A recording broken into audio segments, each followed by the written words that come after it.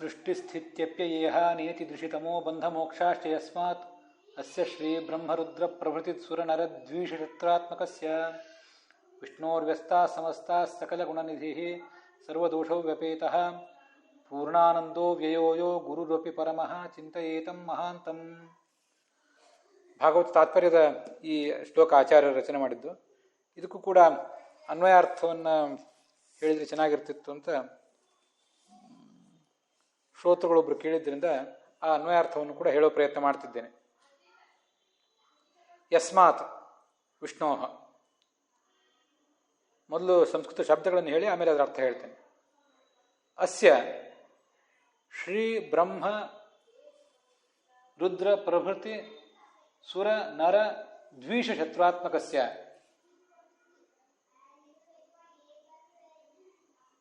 ಸೃಷ್ಟಿಸ್ಥಿತ್ಯಪ್ಯಯೇಹ ನಿಯತಿ ದೃಶಿತಮೋ ಬಂಧಮೋಕ್ಷಾಃ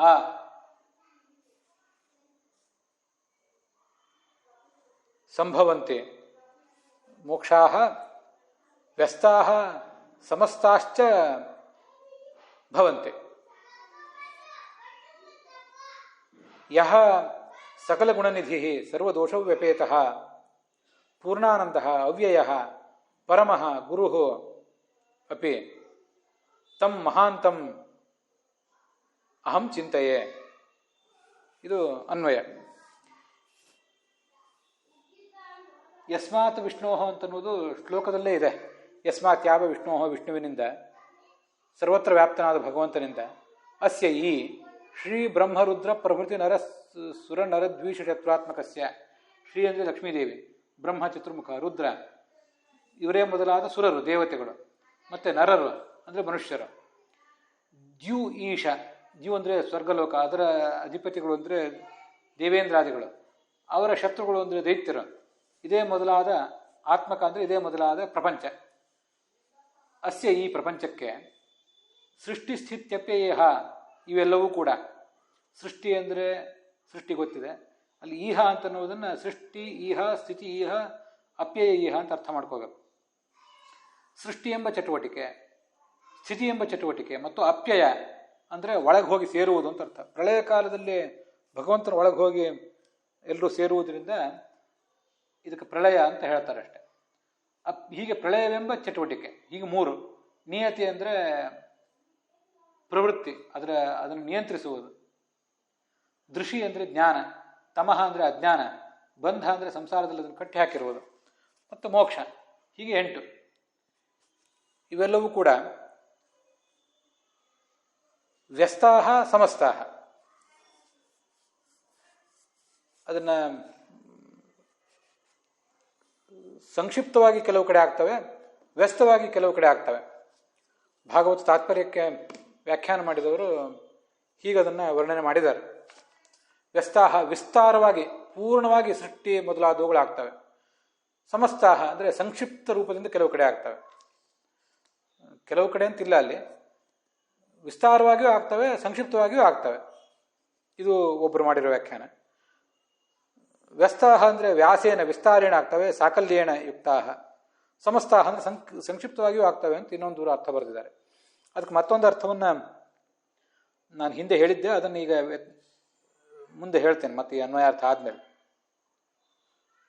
ಭವಂತಿ ಆಗ್ತವೋ ಯಾವ ಭಗವಂತ ಸಕಲ ಗುಣನಿಧಿಯಾಗಿದ್ದಾನೋ, ಸರ್ವದೋಷ ರಹಿತನಾಗಿದ್ದಾನೋ, ಪೂರ್ಣಾನಂದನಾಗಿದ್ದಾನೋ, ಅವ್ಯಯ ನಾಶರಹಿತನಾಗಿದ್ದಾನೋ, ಪರಮಃ ಸರ್ವೋತ್ತಮನಾಗಿದ್ದಾನೋ, ಗುರುಹೂ ಅಪಿ ನಮಗೆ ಪರಮಗುರು, ನಮಗೆ ಗುರುವೂ ಆಗಿದ್ದಾನೆ ಆಚಾರ್ಯರಿಗೆ, ತಮ್ಮಂತಹ ಮಹಾಂತಂ ಅತಿ ಶ್ರೇಷ್ಠನಾದ ಭಗವಂತನನ್ನ ಚಿಂತೆಯೇ. ಇಲ್ಲಿ ಮಹಾಂತಂ ಅಂದರೆ ಸರ್ವೋತ್ತಮ ಅಂತ ಅರ್ಥ, ಪರಮ ಅಂದರೂ ಸರ್ವೋತ್ತಮ ಅಂತ ಹೀಗೆ ನಮಗೆ ಪುನರುಕ್ತಿ ಬರ್ತದೆ. ಅದಕ್ಕೆಲ್ಲ ಹಿಂದೆ ನಾವು ಮಾಡಿದ ಅರ್ಥಗಳನ್ನು ನೋಡಿದ್ದೇವೆ. ಪರ ಅಂದರೆ ಶ್ರೇಷ್ಠವಾದ, ಮಾ ಅಂದರೆ ಜ್ಞಾನ, ಶ್ರೇಷ್ಠವಾದ ಜ್ಞಾನ ಅವನಿಂದ ನಮಗೆ ಬರಬೇಕು. ಹೀಗೆ ಪರಮ ಅಂತಂದರೆ ನಮಗೆ ಜ್ಞಾನವನ್ನು ಕೊಡುವವನು ಅಂತ ಅರ್ಥ, ಮಹಾಂತಂ ಅಂದರೆ ದೊಡ್ಡವನು ಅಂತ ಅರ್ಥ. ಹೀಗೆ ಅದಕ್ಕೆ ಬರುವ ಪುನರುಕ್ತಿಗಳನ್ನೆಲ್ಲ ಪರಿಹಾರ ಮಾಡ್ಕೋಬೇಕು. ಅನ್ವಯಾರ್ಥ ಮಾತ್ರ ಈಗ ಹೇಳ್ತಿದ್ದೇನೆ. ಇಲ್ಲಿ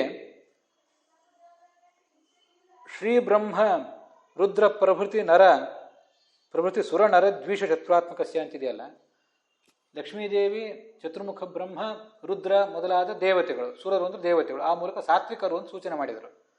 ಸಾತ್ವಿಕರ ಸೃಷ್ಟಿ ಮೊದಲಾದದ್ದು. ನರರು ಅಂದರೆ ರಾಜಸರು, ಅವರ ಸೃಷ್ಟಿ ಮೊದಲಾದದ್ದು ಕೂಡ ಆಗ್ತದೆ ಅಂತ ಸೂಚನೆ ಮಾಡಿದರು. ದ್ವಿಷ ಶತ್ರುಗಳು, ದ್ವಿಷರು ಅಂದರೆ ಸ್ವರ್ಗದ ಒಡೆಯರಾದ ದೇವತೆಗಳು, ಅವರ ಶತ್ರುಗಳಾದಂಥ ರಾಕ್ಷಸರು, ಆದ್ದರಿಂದ ತಾಮಸರು ಅಂತ ಸೂಚನೆ ಮಾಡಿದರು. ಒಟ್ಟಾರೆ ಸಾತ್ವಿಕರ, ರಾಜಸರ, ತಾಮಸರ ಸೃಷ್ಟಿ ಮೊದಲಾದದ್ದು ಯಾರಿಂದ ಆಗ್ತದೋ ಆ ಭಗವಂತ ಅಂತ ಅದಕ್ಕೆ ತಾತ್ಪರ್ಯ ಆಗ್ತದೆ. ವ್ಯಸ್ತಾಹ ಸಮಸ್ತಾಹ ಅಂತಿದೆಯಲ್ಲ, ಸಂಕ್ಷಿಪ್ತವಾಗಿ ಸಂಪೂರ್ಣವಾಗಿಯೂ ಆಗ್ತದೆ, ಸಂಕ್ಷಿಪ್ತವಾಗಿಯೂ ಆಗ್ತದೆ ಅಂತ ಬಂತಲ್ಲ, ಅದಕ್ಕೆ ಇದು ಭಾಗವತ ತಾತ್ಪರ್ಯದಲ್ಲಿ ಬಂದಿರೋ ಅರ್ಥ. ಆವಾಗ ಇನ್ನೊಂದು ಅರ್ಥ ಹೇಳಿದ್ದೆ ನಾನು, ಅದನ್ನು ಗೋವಿಂದಾಚಾರ್ಯ ಹೇಳಿದ್ದನ್ನು ಕೇಳಿ ಹೇಳಿದ್ದೆ. ಅದನ್ನು ಈಗ ಸ್ವಲ್ಪ ವಿಸ್ತರಿಸ್ಬೇಕಷ್ಟೆ. ಕೇವಲ ವಿಸ್ತೃತವಾಗಿಯೂ ಆಗ್ತದೆ, ಸಂಕ್ಷಿಪ್ತವಾಗಿಯೂ ಆಗ್ತದೆ ಅಂದರೆ ಅದಕ್ಕೆ ಭಾಳ ಏನು ಹೇಳಿದಂಗೆ ಆಗೋದಿಲ್ಲ. ಅದಕ್ಕೆ ಕೆಲವೆಡೆ ಪೂರ್ತಿಯಾಗಿ ಆಗ್ತದೆ, ಕೆಲವೆಡೆ ಸ್ವಲ್ಪ ಅಂತ ಹೀಗೆ ಪುರಾಣಿಕಾಚಾರ್ಯರನ್ನು ಅನುವಾದ ಮಾಡಿದ್ದಾರೆ. ಅದಕ್ಕೆ ಹೀಗೆ ಅರ್ಥ, ಈ ಇಡೀ ಪ್ರಪಂಚ ಅಂತ ಏನು ಹೇಳಿದಾರಲ್ಲ, ಸಾತ್ವಿಕರು, ರಾಜಸರು, ತಾಮಸರು ಅಂತ, ಅದ್ರ ಜೊತೆಗೆ ಜಡಮಪಿ ಉಪಲಕ್ಷ್ಯತೆ ಅಂತ ವ್ಯಾಖ್ಯಾನದಲ್ಲಿ ಹೇಳೇ ಇದ್ದಾರೆ. ಕೇವಲ ಚೇತನರು ಮಾತ್ರ ಅಲ್ಲ, ಜಡವನ್ನು ಕೂಡ ಇಲ್ಲಿ ತಗೊಳ್ಬೇಕು ಅಂತ ಎಲ್ಲ ವ್ಯಾಖ್ಯಾನಕಾರರ ಅಭಿಪ್ರಾಯ ಇದ್ದೇ ಇದೆ.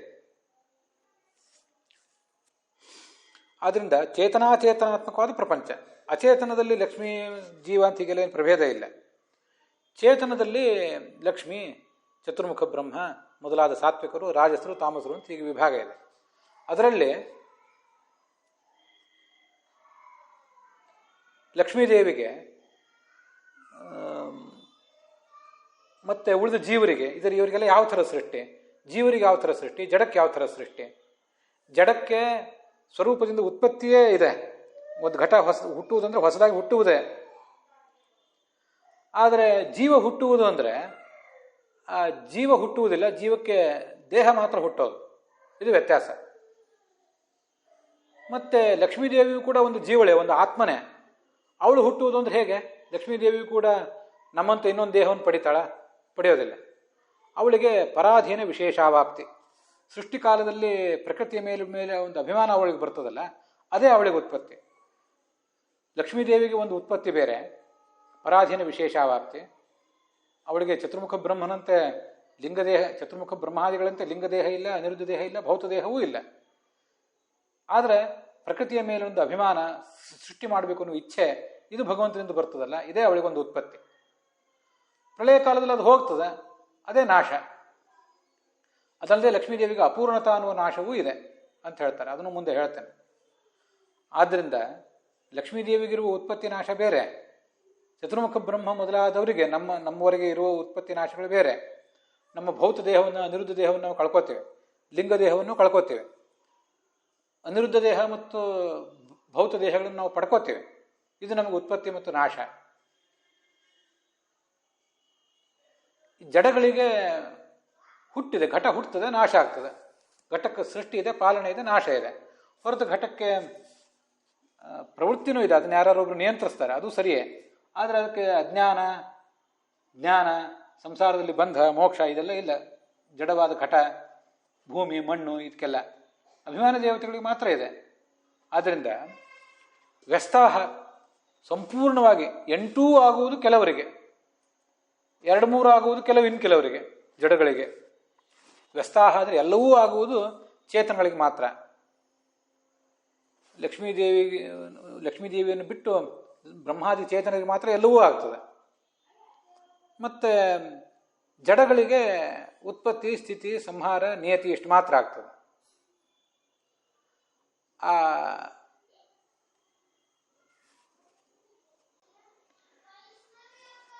ಚೇತನಗಳಿಗೆ ಸಂಬಂಧಪಟ್ಟಂತೆ ಲಕ್ಷ್ಮೀದೇವಿಯನ್ನು ಬಿಟ್ಟು ಉಳಿದ ಬ್ರಹ್ಮಾದಿ ದೇವತೆಗಳಿಗೆ 8 ಆಗ್ತದೆ.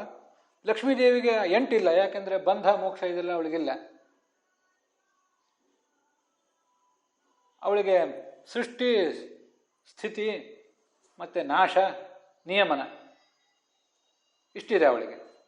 ಜ್ಞಾನವನ್ನು ಭಗವಂತ ಕೊಡ್ತಾನೆ. ಅವಳಿಗೂ ಸೃಷ್ಟಿ ಇದೆ ಅಂದ್ರೆ ಹೇಗೆ? ಅದೇ ಸೃಷ್ಟಿ ಮಾಡಬೇಕು ಅನ್ನೋ ಇಚ್ಛೆಯೇ ಅವಳಿಗೆ ಸೃಷ್ಟಿ. ಮತ್ತು ಅವಳಿಗೆ ನಾಶವೂ ಇದೆ, ಯಾಕೆಂದರೆ ಅನಿತ್ಯತ್ವಂ ದೇಹ ಹಾನಿ ದುಃಖ ಪ್ರಾಪ್ತಿರ ಪೂರ್ಣತಾ ನಾಶಶ್ಚತುರ್ವಿಧ ಪ್ರೋಕ್ತಃ ತದಭಾವೋ ಹರೇಸ್ಸದಾ ಅಂತ ಗೀತಾ ಪ್ರಸ್ಥಾನದಲ್ಲಿ ಆಚಾರ್ಯ ಹೇಳುವ ಒಂದು ಮಾತು. ನಾಶ ಅಂದರೆ ಒಟ್ಟು 4 ಥರದ ನಾಶ ಇದೆ ಅಂತೆ. ಅನಿತ್ಯತ್ವಂ, ಪೂರ್ಣ ವಸ್ತುವೇ ನಷ್ಟ ಆಗಿ ಹೋಗೋದು. ಘಟ ಅದಕ್ಕೆ ಉದಾಹರಣೆ. ಮಣ್ಣು, ನೀರು, ಬೆಂಕಿ, ಪುಸ್ತಕ ಇವೆಲ್ಲ ನಷ್ಟ ಆಗೇ ಹೋಗ್ತವೆ. ಇದೊಂದು ನಾಶ. ಮುಂದೆ ದೇಹ ಹಾನಿ, ಜೀವನಿಗೆ ನಾಶ ಆಗ್ತದಲ್ಲ, ಜೀವನಿಗೆ ಸಾವು, ಇದೊಂದು ನಾಶ. ಜೀವ ಸ್ವರೂಪ ನಷ್ಟ ಆಗೋದಿಲ್ಲ, ಆದರೆ ಜೀವ ದೇಹವನ್ನು ಕಳ್ಕೊತಾನಲ್ಲ, ಅದು ಒಂದು ನಾಶವೇ. ಅನಿತ್ಯತ್ವಂ ದೇಹ ಹಾನಿ, ದುಃಖ ಪ್ರಾಪ್ತಿ, ದುಃಖವನ್ನು ಹೊಂದುವಿಕೆಯೂ ಒಂದು ರೀತಿ ನಾಶವೇ. ತೀವ್ರ ದುಃಖ ಆದಾಗ ಅಯ್ಯೋ ಸತ್ಯ, ಅಯ್ಯೋ ಕೆಟ್ಟೆ ಅಂತ ಮನುಷ್ಯ ಆಕ್ರೋಶ ಪಡ್ತಾನೆ, ಅದು ಒಂದು ಹಾನಿಯೇ, ಅದು ಒಂದು ನಾಶವೇ. ಅಪೂರ್ಣತಾ ಅನ್ನುವುದು ಒಂದು ನಾಶವೇ. ಅಪೂರ್ಣತಾ ಅನ್ನುವ ನಾಶ ಲಕ್ಷ್ಮೀದೇವಿಗೂ ಇದೆ. ಶಿಶೃಕ್ಷುತ್ವ, ಸೃಷ್ಟಿ ಮಾಡಬೇಕು ಅನ್ನುವ ಬಯಕೆ, ಮತ್ತು ಪ್ರಕೃತಿಯ ಮೇಲಿನ ಅಭಿಮಾನ, ಇದು ಪರಾಧೀನ ವಿಶೇಷಾವಾಪ್ತಿ. ಪರ ಅಂದರೆ ಭಗವಂತ, ಅವನ ಅಧೀನವಾದ ಒಂದು ವಿಶೇಷ, ಹಿಂದೆ ಇಲ್ಲದೇ ಇರುವ ಒಂದು ವೈಶಿಷ್ಟ್ಯ ಬರ್ತದೆ, ಅದು ಮತ್ತೆ ಪ್ರಳಯ ಕಾಲದಲ್ಲಿ ಹೋಗ್ತದೆ, ಮತ್ತು ಮುಂದಿನ ಸೃಷ್ಟಿ ಕಾಲದಲ್ಲಿ ಬರ್ತದೆ. ಇದು ಹೀಗೆ ಅವಳಿಗೂ ಪ್ರಳಯ ನಾಶ ಇದೆ. ಆದರೆ ಬಂಧ ಮೋಕ್ಷ ಇಲ್ಲ ಅವಳಿಗೆ, ನಿತ್ಯ ಮುಕ್ತಳು, ನಿರ್ವಿಕಾರಳು. ಆದ್ದರಿಂದ ವ್ಯಸ್ತಾಹ ಅಂದರೆ ಸಮಸ್ತವೂ ಎಲ್ಲವೂ ಆಗ್ತದೆ. ನಾನಲ್ಲಿ ಸ್ವಲ್ಪ ಹೇಳುವಾಗ ಸ್ವಲ್ಪ ವ್ಯತ್ಯಾಸ ಮಾಡಿದೆ. ವ್ಯಸ್ತಾಹ ಸಮಸ್ತಾಹ ಅಂತಿದೆ. ಈಗ ಇಲ್ಲಿ ವ್ಯಾಖ್ಯಾನ ಮಾಡುವವರು ವ್ಯಸ್ತಾಹ ಅಂದರೆ ವಿಸ್ತಾರವಾಗಿ ಆಗ್ತದೆ, ಸಮಸ್ತ ಅಂದರೆ ಸಂಕ್ಷಿಪ್ತವಾಗಿ ಆಗ್ತದೆ ಅಂತ ಅರ್ಥ ಮಾಡಿದ್ದಾರೆ. ಈಗ ನಮ್ಮ ವ್ಯಾಖ್ಯಾನ, ಗೋವಿಂದಾಚಾರ್ಯ ಹೇಳಿದ ಮಾತನ್ನು ವ್ಯಾಖ್ಯಾನವನ್ನೇ ಸ್ವಲ್ಪ ನಾನು ಎಕ್ಸ್ಪ್ಯಾಂಡ್ ಮಾಡ್ಕೋತಾ ಇದ್ದೇನೆ ಅಷ್ಟೇ. ಸಮಸ್ತ ಅಂದರೆ ಎಲ್ಲವೂ ಆಗ್ತದೆ, ಈ 8 ಆಗ್ತದೆ ಚತುರ್ಮುಖ ಬ್ರಹ್ಮಾದಿ ದೇವತೆಗಳಿಗೆ. ಲಕ್ಷ್ಮೀದೇವಿಗೆ ಆಗ್ತದೆ ಸೃಷ್ಟಿ, ಸ್ಥಿತಿ, ಅಪ್ಯಯ ಮತ್ತು ನಿಯತಿ ಮಾತ್ರ. ಜ್ಞಾನವೂ ಆಗ್ತದೆ ಅಂತ ತಿಳ್ಕೋಬಹುದು.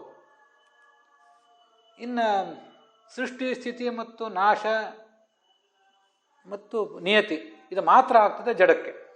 ಹೀಗೆ ಸಮಸ್ತ ಅಂದರೆ ಎಲ್ಲವೂ ಅಂತ ಅರ್ಥ, ಸಂಕ್ಷಿಪ್ತ ಅಂತ ಅರ್ಥ ಅಲ್ಲ. ಈಗ ಎಲ್ಲವೂ 8 ಆಗುವುದು ಜಡ ಬ್ರಹ್ಮಾದಿ ಚೇತನಗಳಿಗೆ, ಅದರಲ್ಲಿ ಒಂದು 4 ಮಾತ್ರ ಆಗುವುದು ಲಕ್ಷ್ಮೀದೇವಿಗೆ, ಅಥವಾ 3 ಮಾತ್ರ. ಇನ್ನು ಜಡಗಳಿಗೆ ಸೃಷ್ಟಿ, ಸ್ಥಿತಿ, ನಾಶ ಮತ್ತು ನಿಯತಿ, ಇನ್ನೊಬ್ಬರ ಅಧೀನವಾಗಿರುವಿಕೆ, ಇವು ಮಾತ್ರ ಆಗುವುದು ಜಡಕ್ಕೆ. ಇದು ವ್ಯಸ್ತ. ವ್ಯಸ್ತ ಅಂದರೆ ಸ್ವಲ್ಪ ಸ್ವಲ್ಪ, ಕೆಲವು ಮಾತ್ರ. ಸಮಸ್ತ ಅಂದರೆ ಎಲ್ಲವೂ ಅಂತ ಅರ್ಥ. ಹೀಗೊಂದು ವ್ಯಾಖ್ಯಾನವನ್ನು ಹಿಂದೆ ಹೇಳಿದ್ದೆ, ಅದನ್ನು ಮತ್ತೆ ವಿಸ್ತರಿಸಬೇಕಾಗಿತ್ತು. ಇಲ್ಲೊಂದು ಭಾಗವತ ತಾತ್ಪರ್ಯದ ವ್ಯಾಖ್ಯಾನಗಳಲ್ಲಿ, ಪ್ರಾಚೀನ ವ್ಯಾಖ್ಯಾನಗಳಲ್ಲಿ ಒಂಥರ ಇದೆ, ಗೋವಿಂದಾಚಾರ್ಯ ಹೇಳಿದ್ರಲ್ಲಿ ಮತ್ತೊಂದು ಥರ ಇತ್ತಲ್ಲ, ಆವಾಗಾಗಿ ನನಗೆ ಒಂದು ಸ್ವಲ್ಪ ಗೊಂದಲ ಆಯಿತು. ಮತ್ತೆ ಅದನ್ನು ಸ್ಪಷ್ಟಪಡಿಸ್ಕೊಂಡು 2 ವ್ಯಾಖ್ಯಾನ ಹೇಳಿದ್ದೀನಿ. ಅದರಲ್ಲಿ ಗೋವಿಂದಾಚಾರ್ಯ ಹೇಳಿದ ವ್ಯಾಖ್ಯಾನ ಈಗ ನಾನೇನು ಎಕ್ಸ್ಪ್ಯಾಂಡ್ ಮಾಡಿದೆ ಅದು ಹೆಚ್ಚು ನನಗೆ ಒಪ್ಪಿಗೆ ಆಗುವಂಥ ವ್ಯಾಖ್ಯಾನ.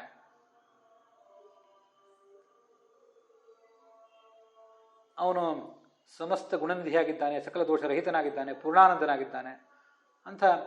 ಯಹ ಗುರುರಪಿ ಪರಮಃ, ಅವನು ನಮಗೆ ದೈವವೂ ಹೌದು. ಆಚಾರ್ಯ ಹೇಳ್ತಾರೆ, ನನಗೆ ಅವನು ದೈವವೂ ಹೌದು, ಅವನು ನನಗೆ ಗುರುವೂ ಹೌದು. ನಿಮಗವನು ನೇರವಾಗಿ ಉಪದೇಶ ಮಾಡಿಲ್ಲದೆ ಇರಬಹುದು, ಆದರೆ ನನಗೆ ನೇರವಾಗಿ ಉಪದೇಶ ಮಾಡಿದವನು. ಆದ್ದರಿಂದ ನನಗವನು ಪರಮಗುರುವೂ ಹೌದು, ಮತ್ತು ಹೆದ್ದೈವವೂ ಹೌದು. ಅಂಥ ಭಗವಂತನ ನಾನು ಧ್ಯಾನ ಮಾಡ್ತೇನೆ. ನಮಗೂ ಮೂಲಭೂತ ಗುರು ಸರ್ವಜನಾನಾಂ ಪುರುಷೋತ್ತಮ ಅಂತ ಭಾಗವತ ತಾತ್ಪರ್ಯ ಹೇಳೋದ್ರಿಂದ ನಮಗೂ ಅವನು ಪರಮಗುರುವೂ ಹೌದು, ದೈವ ಅಂತೂ ಹೌದೇ ಹೌದು. ಹೀಗೆ ನಾವು ಕೂಡ ಅದನ್ನು ಅನುಸಂಧಾನಕ್ಕೆ ತಂದ್ಕೋಬಹುದು. ಆ ಕಾರಣದಲ್ಲೇ ಭಗವಂತನನ್ನು ಅವ್ಯಯ ಅನ್ಬೇಕು. ಯಾವುದೇ ರೀತಿಯಾದ ನಾಶವೂ ಇಲ್ಲ. ತದಭಾವೋ ಹರೇಸ್ಸದ. ಅಪೂರ್ಣತಾ ಅನ್ನುವ ನಾಶ ಲಕ್ಷ್ಮೀದೇವಿಗೂ ಇದೆ. ದುಃಖ ಪ್ರಾಪ್ತಿ ಅನ್ನುವ ನಾಶ ಅಂತೂ ಉಳಿದವರೆಲ್ಲರಿಗೂ, ನಮ್ಮಂಥವ್ರಿಗೆ ಇದ್ದೇ ಇದೆ.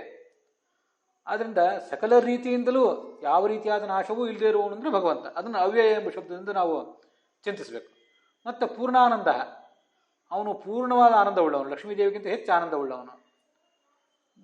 ಹೀಗೆ ಅವನ ತಾತ್ಪರ್ಯ ಅದು. ಆ ಲಕ್ಷ್ಮೀದೇವಿಗೂ ಕೂಡ ಅವನೇ ಜ್ಞಾನ ಇತ್ಯಾದಿಗಳನ್ನು ಕೊಟ್ಟವನು. ಯಸ್ಮಾತ್ ಬ್ರಹ್ಮೇಂದ್ರ ರುದ್ರಾದಿ ದೇವತಾನಾಂ ಶ್ರೇಯೋಪಿ ಚ ಜ್ಞಾನಸ್ಫೂರ್ತಿ. ಲಕ್ಷ್ಮೀದೇವಿ ಕೂಡ ನಿರಸ್ತ ಕುಹಕಳೆ, ಭಾಗವತ ಶ್ಲೋಕ ಹೇಳುವಂತೆ. ದೋಷರಹಿತಳು. ಮುಕ್ತರು ದೋಷರಹಿತರೇ, ಆದರೆ ಮುಕ್ತರು ಸದಾ ದೋಷರಹಿತರಲ್ಲ. ಮುಕ್ತಿ ಬರೋದಕ್ಕಿಂತ ಮುಂಚೆ ಅವರಲ್ಲಿ ದೋಷ ಇತ್ತು. ಲಕ್ಷ್ಮೀದೇವಿ ಸದಾ ದೋಷರಹಿತಳು ಹೌದು, ಆದರೆ ತನ್ನ ಮಹಿಮೆಯಿಂದ ಅವಳಿಗೆ ದೋಷರಾಹಿತ್ಯ ಬಂದದ್ದಲ್ಲ. ಭಗವಂತನ ಅನುಗ್ರಹದಿಂದ, ಅವನ ಸೇವೆಯಿಂದ ಅವಳು ಅನಾದಿ ಕಾಲದಿಂದಲೂ ದೋಷರಹಿತಳಾಗಿದ್ದಾಳೆ. ಆದ್ದರಿಂದ ಧಾಮನ ತನ್ನ ಮಹಿಮೆಯಿಂದ ಸದಾ ಯಾವಾಗಲೂ ನಿರಸ್ತ ಕುಹಕನಾಗಿದ್ದಾನೆ ಅಂದರೆ ಅದು ಪರಮಾತ್ಮನ ಮಾತ್ರ. ಅದನ್ನು ಕೂಡ ನಾವಿಲ್ಲಿ ಸರ್ವದೋಷವು ವ್ಯಪೇತಃ, ಯಾವುದೇ ದೋಷವಿಲ್ಲದವನು, ಸಂಪೂರ್ಣ ದುಃಖ ಪ್ರಾಪ್ತಿ ಎಂಬ ದೋಷವೂ ಇಲ್ಲ, ಅಪೂರ್ಣತಾ ಎಂಬ ದೋಷವೂ ಇಲ್ಲದೆ ಇರುವಂಥ ಭಗವಂತ ವ್ಯಕ್ತಿ ಅಂದರೆ ಭಗವಂತನೇ. ಅವನೇ ಸಕಲ ಗುಣನಿಧಿಯೂ ಕೂಡ ಹೌದು. ಪೂರ್ಣತಾ ಅನ್ನುವುದು ಪೂರ್ಣವಾಗಿ ಇರುವುದು ಅವನಲ್ಲೇ. ಪೂರ್ಣ ಜ್ಞಾನಾತ್ಮ ಹೃದಯ ಎನ್ನುವ ಪೂರ್ಣ ಜ್ಞಾನಾತ್ಮ, ಪೂರ್ಣ ಶಕ್ತಿಯಾತ್ಮ, ಪೂರ್ಣ ಬಲಾತ್ಮ ಅಂತ ಅವನನ್ನು ಅದಕ್ಕಾಗಿಯೇ ಉಪಾಸನೆ ಮಾಡೋದು. ಆ ಥರ ಸಕಲ ಗುಣನಿಧಿ ಈ ಭಗವಂತನು ಕೂಡ ಅವನೊಬ್ಬನೇ ಆಗಿದ್ದಾನೆ ಹೊರತು ಲಕ್ಷ್ಮೀದೇವಿ ಕೂಡ ಆಗಿಲ್ಲ. ಇದು ಆ ಶ್ಲೋಕಗಳನ್ನು, ಈ ಶ್ಲೋಕದಲ್ಲಿ ಬಂದಿರುವ ಶಬ್ದಗಳನ್ನು ನಾವು ಬೇರೆ ಬೇರೆ ಕಡೆ ಅನುಸಂಧಾನ ಮಾಡಿಕೊಂಡ್ರೆ, ಸರ್ವಮೂಲದಲ್ಲಿ ಬಂದಿರುವಂಥ ಬೇರೆ ಬೇರೆ ಶಬ್ದಗಳ ಮೂಲಕ ಅನುಸಂಧಾನ ಮಾಡಿಕೊಂಡ್ರೆ ಹೀಗೊಂದಿಷ್ಟು ಅರ್ಥ ಬರ್ತದೆ ಅಂತ ಕಾಣಿಸ್ತದೆ. ವಿಷ್ಣು ಅಂತ ಶಬ್ದದಿಂದ ಭಗವಂತರನ್ನು ಹೇಳಿದ್ದಾರೆ. ಅವನೇ ವ್ಯಾಪ್ತ. ದೇಶತಃ ಕಾಲತಃ ವ್ಯಾಪ್ತಿ ಅನ್ನೋದು ಲಕ್ಷ್ಮೀದೇವಿಗೂ ಇದೆ, ಪರಮಾತ್ಮನಿಗೂ ಇದೆ. ದೇಶತಃ ಕಾಲತಶ್ಚೈವ ಸಮಾ ಪ್ರಕೃತಿರೀಶ್ವರೇ. ಅವರಿಬ್ಬರು ಉಭಯವರಪಿ ಅಬದ್ಧತ್ವಂ. ಅವರಿಬ್ಬರು ಕೂಡ ಇಬ್ಬರೂ ಕೂಡ ಅಬದ್ಧರು, ಸಂಸಾರದಲ್ಲಿ ಬದ್ಧರಲ್ಲ. ಆದರೆ ಭಗವಂತ ಸ್ವಯಂ ಅಬದ್ಧ, ಸ್ವತಂತ್ರವಾಗಿ ಅಬದ್ಧ. ಲಕ್ಷ್ಮೀದೇವಿ ಭಗವಂತನ ಅಧೀನಳಾಗಿ ನಿತ್ಯ ಮುಕ್ತಳು.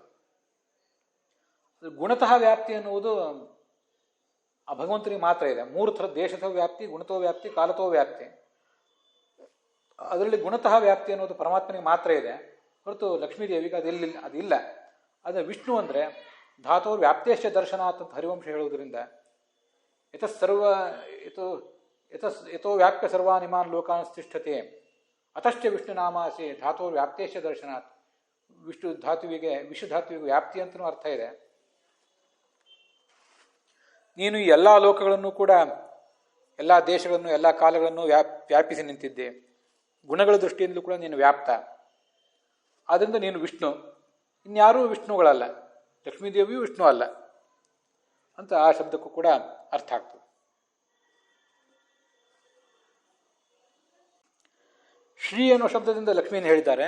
ಅವಳು ಯಾಕೆ ಶ್ರೀ ಅಂದರೆ ಯಾವತ್ತೂ ಭಗವಂತನನ್ನು ಆಶ್ರಯಿಸ್ಕೊಂಡಿರಬೇಕಾದವಳು, ಅವನ ಮೇಲೆ ಅವಳು ಅವಲಂಬಿತಳು. ಅದಕ್ಕಾಗಿ ಅವಳು ಶ್ರೀ. ಮುಂದೆ ಬ್ರಹ್ಮ, ರುದ್ರ ಮೊದಲಾದ ದೇವತೆಗಳು. ಲಕ್ಷ್ಮೀದೇವಿಯೇ ಭಗವಂತನನ್ನು ಆಶ್ರಯಿಸ್ಕೊಂಡಿದ್ದಾಳೆ ಅಂದಮೇಲೆ ಉಳಿದವರೆಲ್ಲರೂ ಭಗವಂತನನ್ನು ಆಶ್ರಯಿಸ್ಕೊಂಡಿದ್ದಾಳೆ ಅಂತ ನಾವು ಪ್ರತ್ಯೇಕವಾಗಿ ಹೇಳಬೇಕಾಗಿಲ್ಲ. ಹೀಗದರ ತಾತ್ಪರ್ಯ. ಅಲ್ಲಿಗೆ 1ನೇ ಶ್ಲೋಕದ ಬಗ್ಗೆ, ಭಾಗವತದ 1ನೇ ಸ್ಕಂದದ 1ನೇ ಅಧ್ಯಾಯದ 1ನೇ ಶ್ಲೋಕದ ಬಗ್ಗೆ ನಮಗೇನು ನೋಡ್ಲಿಕ್ಕೆ ಸಾಧ್ಯ ಆಗಿತ್ತು ಅದೆಲ್ಲವನ್ನು ಕೂಡ ನಾವು ನೋಡಿ ಮುಕ್ತಾಯ ಕಂಡಿದೆ. ಮತ್ತು ಏನಾದರೂ ವಿಷಯ ಕಂಡ್ರೆ ಅದನ್ನು ಮತ್ತು ಹೇಳೋ ಪ್ರಯತ್ನ ಮಾಡ್ತೇನೆ. ಮುಂದೆ 2ನೇ ಶ್ಲೋಕವನ್ನು ಇದರ ಮುಂದಿನ ಭಾಗದಲ್ಲಿ ನೋಡೋಣ.